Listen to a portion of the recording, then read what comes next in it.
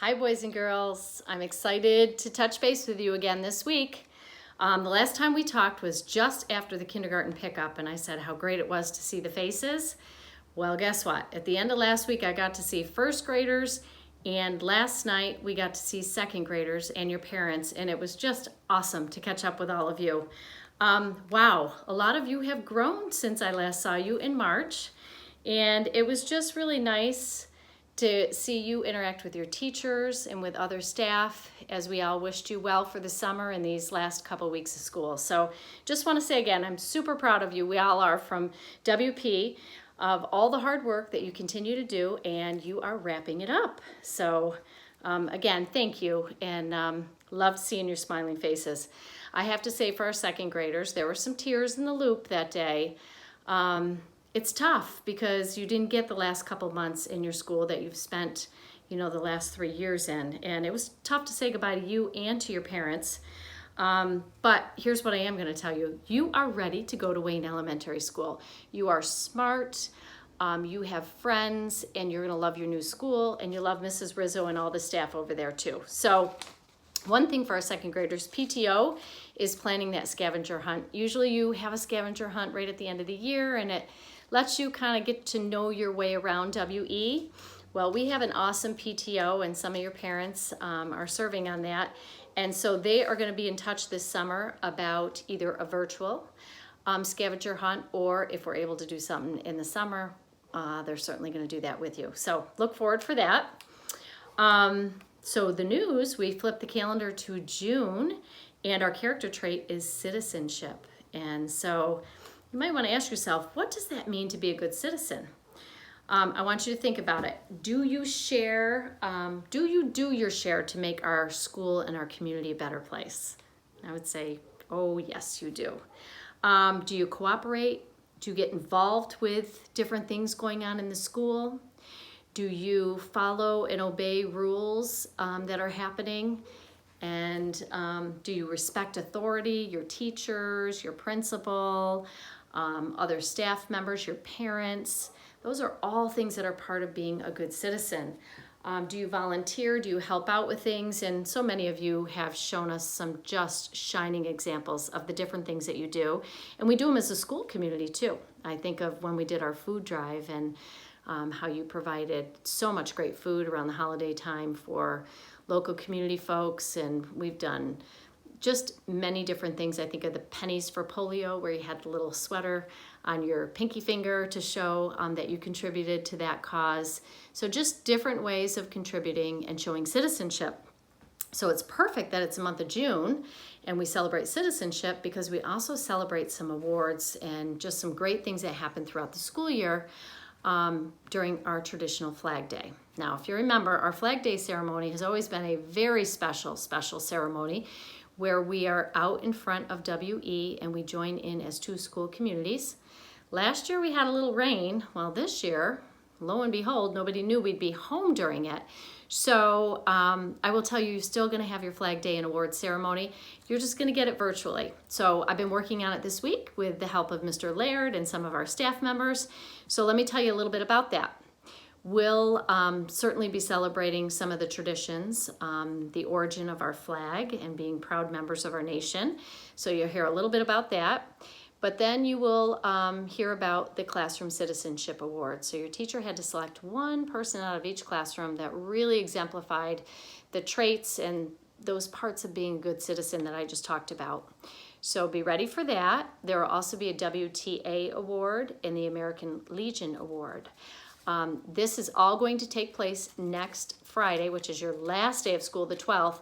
You'll see that I'll send a link out to watch that program, because it's a surprise who won the awards.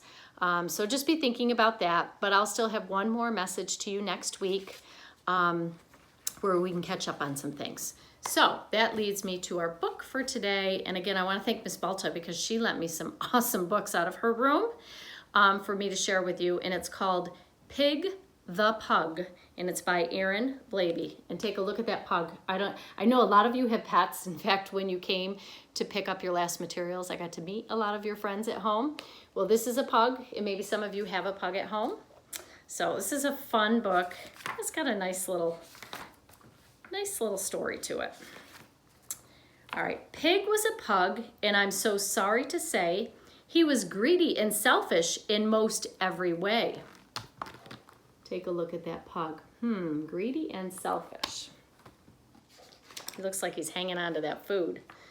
He lived in a house with a wiener dog, Trevor. But was he nice to him? I'll tell you, never. You've got some great toys there, poor Trevor would say. But Pig would just grumble, they're mine, go away. That's not very nice. Look at Trevor, the weenie dog.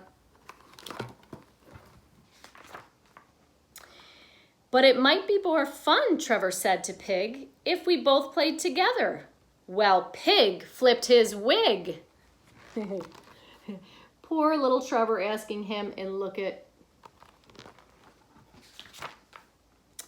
No, they are mine. Didn't you hear me? Only mine. You will keep your paws off them. They are mine, mine, mine.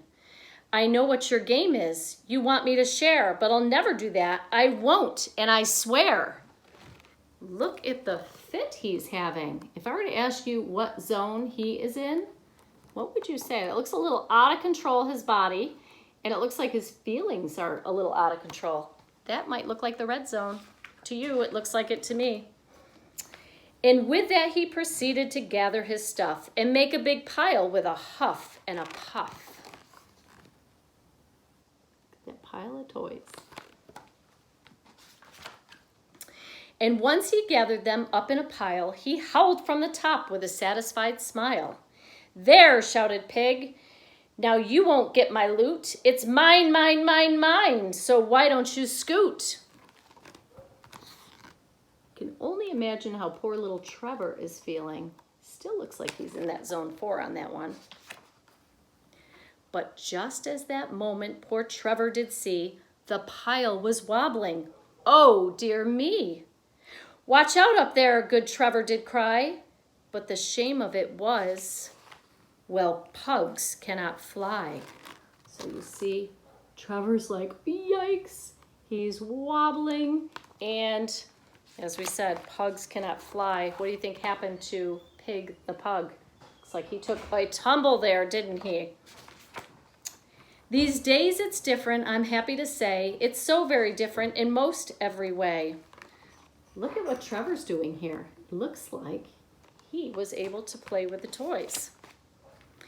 Yes, Pig shares his toys now, and Trevor's his friend. And they both play together while Pig's on the mend. So, boys and girls, take a look at this. Look at Pig the pug is playing. Trevor looks pretty happy. And when they say, well, he's on the mend, means he's healing. It looks like Pig the pug is in a cast. So, boys and girls, that's a great story. And you probably have brothers and sisters or maybe cousins that you see at home. And sometimes it's hard to share, right? But look at how happy Trevor was, and when Pug was hurt, he was ready to be a friend with Trevor. So keep that in mind. Kindness goes a long way. It's something that we can spread. It doesn't cost us any money, but it sure means a lot, and it makes a difference in our world. So boys and girls, be kind, be friendly. I'm going to end this like I usually do. And in fact, my friend Charlie reminded me that I forgot a virtual hug one time. So I'm going to give you a big virtual hug.